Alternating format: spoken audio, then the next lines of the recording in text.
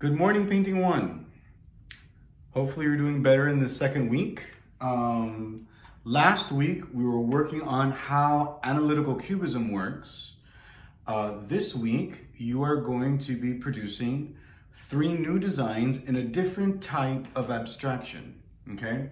The type of abstraction that we are doing this week is called geometric minimalism, okay? Geometric minimalism is a type of abstraction where forms and shapes are simplified into simple geometric shapes to abstract the surface of the paper, right?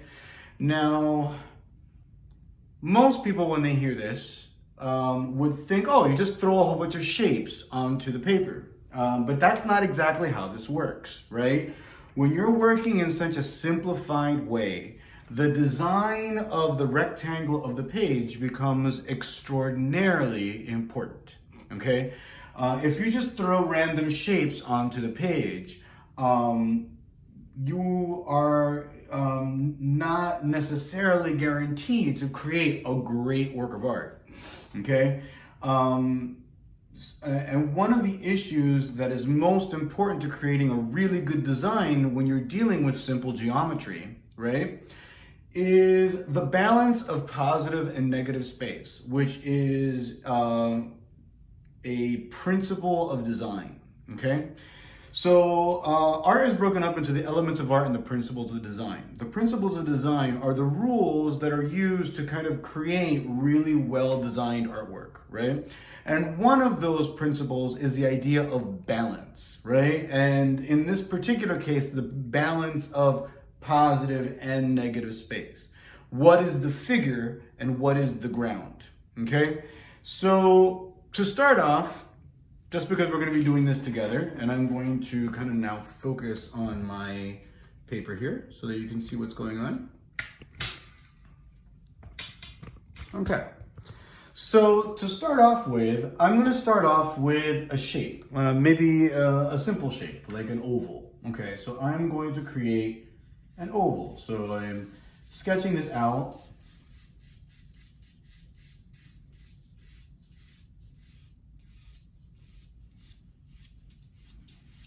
It can be really whatever shape you want it to be, but this is just kind of a place to start. Okay, so we have the oval, or like the egg shape, okay? So I have created a shape on here, and this is gonna be an abstracted work, right? So the shape that I created, right, is the positive space. The space of the shape that that was formed is the figure that I have placed onto the larger ground of the whole paper, right? The space in between the figure and the edges of the paper are considered negative space, right? And I'm going to be posting a little tutorial video talking about positive and negative space so you have a better understanding of that, okay? Now, I'm going to try to fill the page with just the right amount of shapes so that there is a balance between the positive and the negative spaces that I leave behind in the picture so that it feels like a well-designed picture, okay? So using a tool called a scale, now if you don't have one of these, this is not anything really fancy. This is just a little bit of a wire from a clothes hanger that I used, right? I can use this to figure out the different spaces in between the objects and the lines and stuff like that, right? So I have created an oval. The oval has a particular width to it, and the oval has a particular height to it, right? Those are 2 measurements, right, that are part of the figure that I have created, right? But there is also, right, the amount of space around the oval, right? I have, right, the space from the bottom of the oval to the edge of the paper, which is the negative space.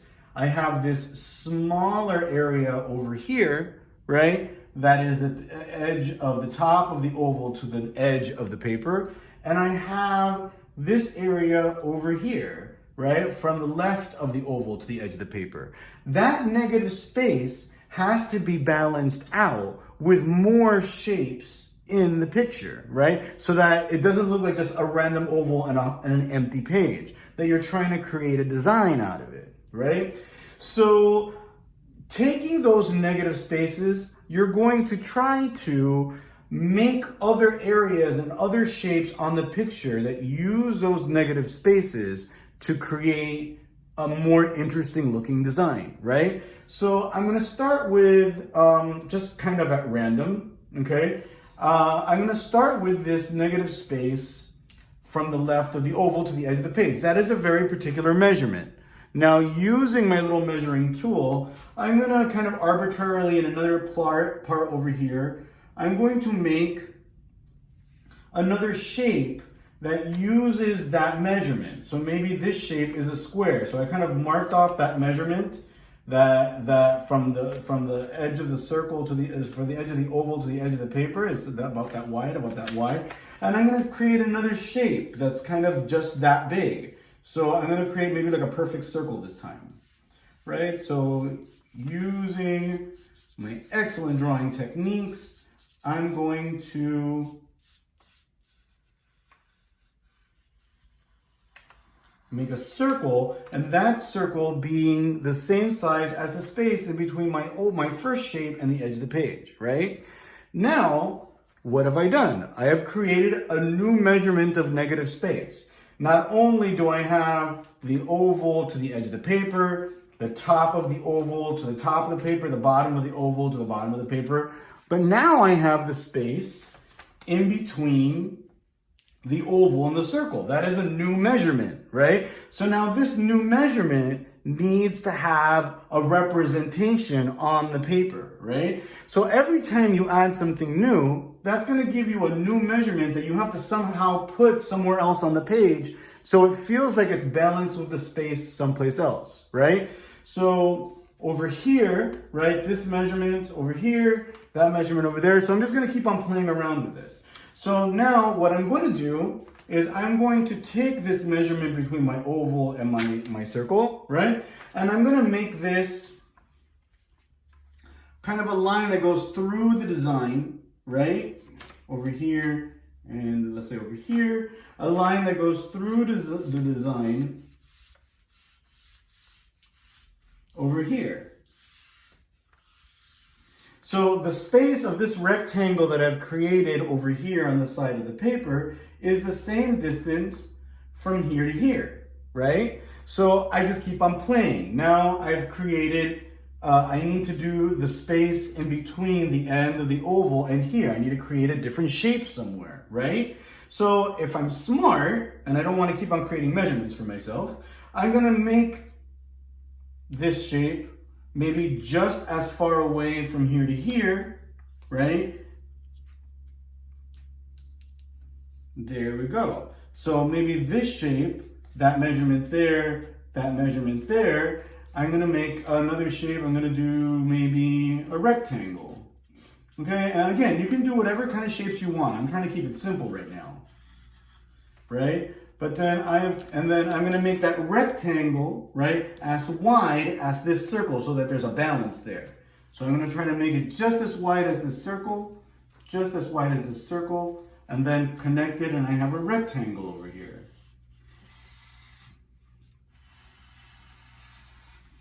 Okay, so now I have balanced the thickness of my rectangle with the thickness of the circle, the width of this rectangle, right, with the space in between here and here, and you just keep on filling up, trying to use the space. Now, is the space in between the end of this rectangle and my oval anywhere else? Yes, it happens to be the same space over here, right? So I still need this. I still need to use this measurement over here from the distance of the top of my oval, right? So the distance of my top of my oval, maybe I'm going to take this over here, and I'm going to make a band that goes through the whole thing. So I'm going to take this measurement over here, and I'm going to maybe do this, like trying to see what makes sense over here. Okay, I'm going to do this here, so that's going to be my measurement here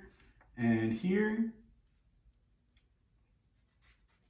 right? And then using this width over here, okay, trying to measure that like that, I'm going to make kind of a long ribbon that goes this way. So just trying to take this way, and that way. And then I'm going to make this kind of come this way, that kind of come that way. And then creating my little cross shapes here, right? And maybe this comes out, and maybe this is an angle over here, right? To make it interesting. Right? So you can see how the page starts getting broken up. It still feels kind of empty, right? So you still need to look for things to fill up the page, right? So now I have this that's as wide as the space in between here and here, right? I have this represented here. Nope, that's not quite right. Hold on. I have this represented here. I have this width over here represented there. Okay, I have that going on. I feel like I can probably break this up just a little bit more. So if I take maybe the distance of this whole length of this rectangular prism that I've placed over here, I'm going to use this to break up the page one more time. Where is that going to be the most interesting? That's going to be interesting here, right? So here and there, right? And then kind of drawing as straight of a line as possible. So the whole idea, right? The whole idea is that you're making an interesting design where all of the different measured spaces of all of the attributes, and of course I broke my charcoal at this time, okay?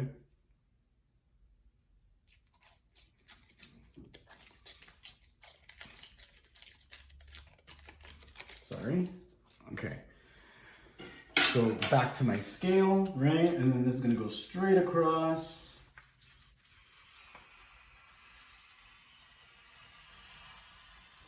And it's an experiment that continues growing. Every time you add a feature, you make sure that that feature is represented in a different spot. Over here, I have that distance over there that's kind of close, okay? So that's kind of working out for me, right? I have this small space over here now, right? I have this small space over there now, right? That's kind of equal, so I'm happy with that. You know, so you just keep on adding and adding until you feel like you've developed the page to have a balance between the positive and negative spaces of the figure, the shapes, and the empty space in between them, the ground, okay? You're going to be practicing this another 3 times. You're going to be producing these in grayscale, and I'll show you how this one ends up at the end. So using your pencils, you're going to make each one of these shapes stand out with a different shade of gray, going from white to black, so that you can create an interesting design of your abstract forms. Have a really good week, and I look forward to seeing your geometric minimalist abstractions at the end of next week. Have a good one. Bye.